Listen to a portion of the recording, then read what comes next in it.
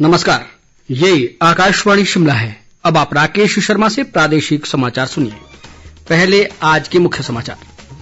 प्रदेश में मंडी लोकसभा सीट सहित 3 विधानसभा क्षेत्रों के लिए हुए उपचुनाव के परिणाम घोषित, चारों सीटों पर कांग्रेस पार्टी की जीत। मंडी संसदीय क्षेत्र से कांग्रेस प्रत्याशी प्रतिभा सिंह ने भाजपा उम्मीदवार ब्रिगेडियर कुशाल ठाकुर को 7,490 मतों से हराया। प्रदेश भाजपा उपचुनाव में हुई हार की करेगी समीक्षा, चुनाव परिणामों को लेकर कांग्रेस पार्टी में खुशी की लहर। और धनतेरस के अवसर पर प्रदेश भर के बाजारों में देखी गई खूब रौनक। अब समाचार विस्तार से। प्रदेश में मंडी संसदीय क्षेत्र सहित फतेहपुर, जुब्बल कोटखाई और अर्की विधानसभा क्षेत्रों में हुए उपचुनाव के परिणाम आज घोषित किए गए, जिसमें कांग्रेस पार्टी ने सभी चारों सीटों पर जीत दर्ज की है। इन उपचुनाव के लिए 30 अक्टूबर को वोट डाले गए थे। मंडी संसदीय क्षेत्र से कांग्रेस प्रत्याशी प्रतिभा सिंह ने भाजपा उम्मीदवार ब्रिगेडियर कुशाल ठाकुर को 7,490 मतों से हराया। प्रतिभा सिंह को 3,69,565 मत पड़े, जबकि भाजपा उम्मीदवार कुशाल ठाकुर को 3,62,075 मत प्राप्त हुए। इसी तरह फतेहपुर विधानसभा क्षेत्र से कांग्रेस प्रत्याशी भवानी सिंह पठानिया विजयी रहे। उन्होंने भाजपा उम्मीदवार बलदेव ठाकुर को 5,789 मतों से हराया। भवानी सिंह पठानिया को 24,449 मत पड़े, जबकि भाजपा उम्मीदवार बलदेव ठाकुर को 18,660 मत प्राप्त हुए। वहीं जुब्बल कोटखाई विधानसभा क्षेत्र से कांग्रेस प्रत्याशी रोहित ठाकुर ने निर्दलीय उम्मीदवार चेतन बरागटा को 6,293 मतों से पराजित किया। रोहित ठाकुर को 29,955 मत पड़े, जबकि निर्दलीय उम्मीदवार चेतन सिंह बरागटा को 23,662 वोट मिले। भाजपा प्रत्याशी नीलम सरायक को केवल 2,644 मतों से ही संतोष करना पड़ा। इधर अर्की विधानसभा क्षेत्र के लिए हुए चुनाव में कांग्रेस उम्मीदवार संजय अवस्थी ने भाजपा प्रत्याशी रतन सिंह पाल को 3,220 मतों से हराया। संजय अवस्थी को 30,790 मत पड़े, जबकि भाजपा प्रत्याशी रतन सिंह पाल को 27,570 वोट हासिल हुए। इन उपचुनाव के लिए कुल 18 प्रत्याशी चुनाव मैदान में थे। वोटों की गिनती आज सुबह 8 बजे शुरू हुई। मुख्य निर्वाचन अधिकारी सी पाल रासू ने बताया कि मतगणना का कार्य संबंधित केंद्रों में कड़ी सुरक्षा के बीच किया गया। प्रदेश भाजपा अध्यक्ष सुरेश कश्यप ने कहा है कि भाजपा मंडी संसदीय क्षेत्र और फतेहपुर, जुब्बल कोटखाई व अर्की विधानसभा क्षेत्रों के उपचुनाव के नतीजों की समीक्षा करेगी। उन्होंने कहा कि इन उपचुनाव के नतीजे भाजपा की अपेक्षा के अनुरूप नहीं रहे और जल्द ही इसकी समीक्षा की जाएगी। सुरेश कश्यप ने कहा कि आने वाले समय में सभी विधानसभा क्षेत्रों की क्षेत्रवार समीक्षा की जाएगी। उन्होंने कांग्रेस पार्टी के सभी विजयी प्रत्याशियों को शुभकामनाएं भी दी। इस बीच मुख्यमंत्री जयराम ठाकुर ने भी जनमत को स्वीकार करते हुए कहा कि इन उपचुनाव में हुए भाजपा प्रत्याशियों की हार पर मंथन किया जाएगा। जयराम ठाकुर ने उपचुनाव में जीत हासिल करने वाले कांग्रेस पार्टी के सभी प्रत्याशियों को बधाई दी है। उन्होंने कहा कि भाजपा जल्द ही आगामी रूपरेखा बनाएगी, जो कमियां रह गई हैं उसकी भरपाई की जाएगी। मुख्यमंत्री ने उम्मीद जताई कि वर्ष 2022 के विधानसभा चुनाव में भाजपा पूर्ण बहुमत के साथ जीत दर्ज करेगी।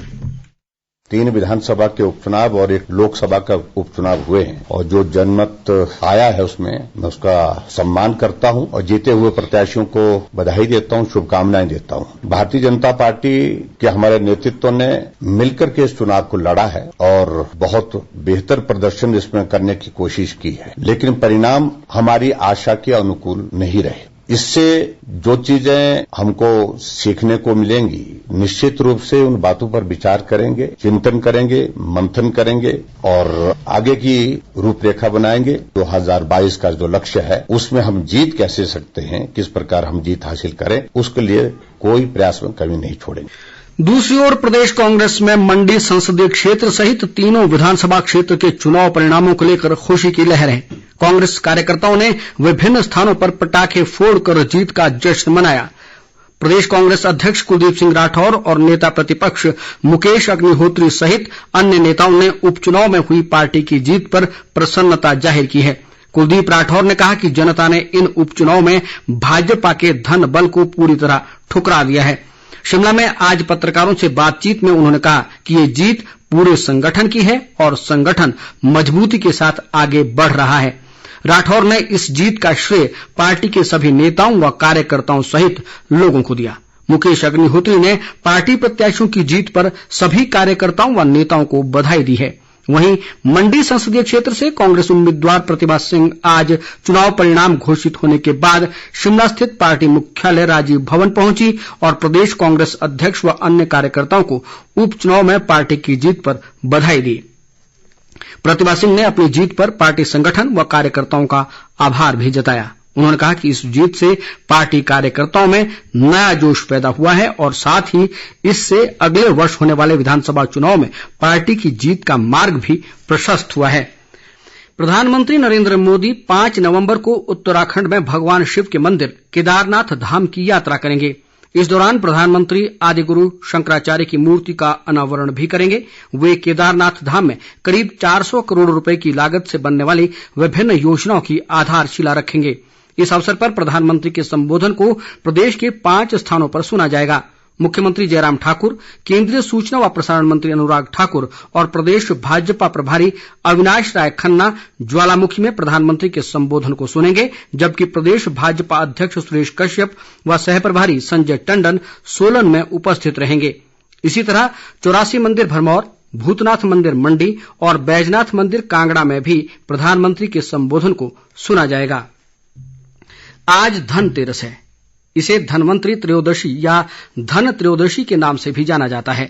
दीपावली से 2 दिन पहले धनतेरस में सोना चांदी या अन्य धातु खरीदने की परंपरा है।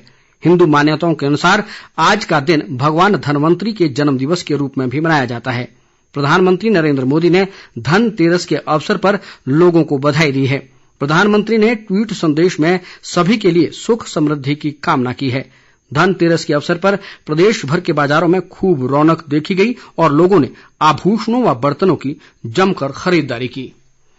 आजादी की 75वीं वर्षगांठ के उपलक्ष्य में आकाशवाणी केंद्र शिमला के समाचार एकांश द्वारा अमृत महोत्सव क्विज के तहत पिछले कल पूछे गए सवाल लौह पुरुष सरदार वल्लभ भाई पटेल को सरदार की उपाधि किस आंदोलन के दौरान दी गई थी। इसका सही उत्तर है बारडोली सत्याग्रह।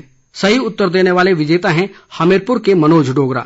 विजेता का चयन लकी ड्रॉ से किया गया है। विजेता को हिम ऊर्जा के सहयोग से पुरस्कार और प्रमाण पत्र प्रदान किया जाएगा।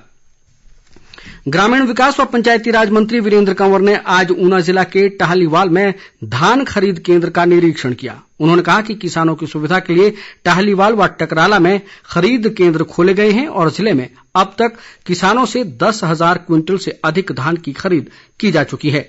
वीरेंद्र कंवर ने कहा कि प्रदेश सरकार किसानों को हर संभव सहायता प्रदान करने के लिए प्रयासरत है।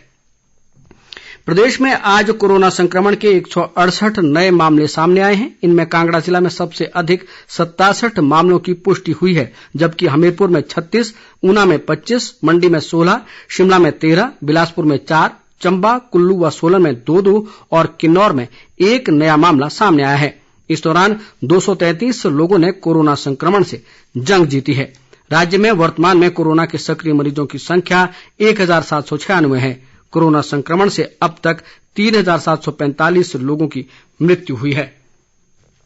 ग्रामीण विकास मंत्रालय ने स्थानीय कारोबारियों और स्वयं सहायता समूहों को सशक्त बनाने के लिए फ्लिपकार्ट के साथ समझौते पर हस्ताक्षर किए हैं। इस समझौते से विशेष रूप से महिला कारोबारियों को ई कॉमर्स के दायरे में लाने में सहायता मिलेगी। इससे स्वरोजगार और उद्यमिता के लिए ग्रामीण समुदायों की क्षमता मजबूत करने की दीनदयाल उपाध्याय योजना राष्ट्रीय ग्रामीण आजीवन मिशन के साथ तालमेल बनाने में मदद मिलेगी। इस समझौते से ग्रामीण महिलाएं फ्लिपकार्ट के 10 करोड़ से अधिक ग्राहकों को अपने उत्पाद बेचने में सक्षम होंगी। अंत में मुख्य समाचार एक बार फिर। प्रदेश में मंडी लोकसभा सीट सहित 3 विधानसभा क्षेत्रों के लिए हुए उपचुनाव के परिणाम घोषित। 4 सीटों पर कांग्रेस पार्टी की जीत। मंडी संसदीय क्षेत्र से कांग्रेस प्रत्याशी प्रतिभा सिंह ने भाजपा उम्मीदवार ब्रिगेडियर कुशाल ठाकुर को 7,490 मतों से हराया। प्रदेश भाजपा उपचुनाव में हुई हार की करेगी समीक्षा। चुनाव परिणामों को लेकर कांग्रेस पार्टी में खुशी की लहर। और धनतेरस के अवसर पर प्रदेश भर के बाजारों में देखी गई खूब रौनक। इसके साथ ही समाचार बुलेटिन समाप्त हुआ। नमस्कार।